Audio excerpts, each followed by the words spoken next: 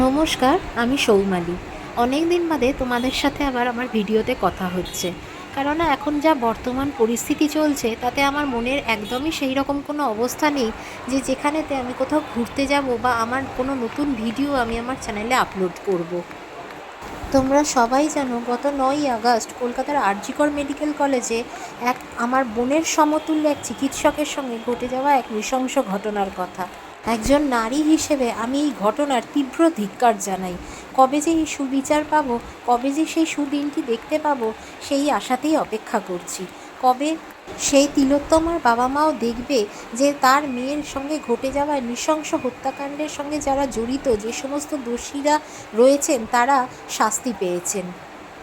তবে অপেক্ষা তো করতেই হবে। অপেক্ষার শেষেই তো আসবে সেই সুদিন, যেদিন আমরা সবাই জয়ের হাসি হাসব। কিন্তু তিলোত্তমাকে তো আর আমরা ফিরে পাবো না। কিন্তু তিলোত্তমার মায়ের কাছে এটাই সান্ত্বনা হবে যে তার মেয়ের সাথে ঘটে যাওয়া নৃশংস হত্যাকাণ্ডের অপরাধীদের অন্তত আমরা সবাই একত্রিত হয়ে তাদেরকে চিহ্নিত করে তাদেরকে শাস্তি দিতে পেরেছি। এটাই এখন আমাদের সবার একান্ত কাম্য বিষয়। তাই জন্য আমার মনে হয় সবাই এখন আমরা একটাই চিন্তা করি, একটাই কথাই বলি, উই ওয়ান্ট জাস্টিস। আমাদের এই একত্রিত হয়ে চলার লড়াই, একত্রিত হয়ে জাস্টিস পাওয়ার লড়াই যেন স্তিমিত না হয়ে পড়ে। তাই আমার সবার কাছে একটাই আবেদন, আমরা যেন জাস্টিস পাই।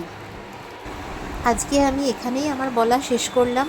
আর কিছু বলার মতো অবস্থায় এখনও পর্যন্ত আমি ধাতস্থ হতে পারিনি। তবে দৈনন্দিন কাজকর্ম তো আমাকে করতেই হচ্ছে, আর যেহেতু এটা আমার কাজ সেহেতু আমাকে এই ভিডিও করা চালিয়ে যেতেই হবে। সেই জন্য আমি আশা করছি আপনাদের সঙ্গে খুব শীঘ্রই অন্য কোনো ভিডিওতে দেখা হবে। তবে আজকের মতো এখানেই আমি আবারও বলতে চাই, উই ওয়ান্ট জাস্টিস।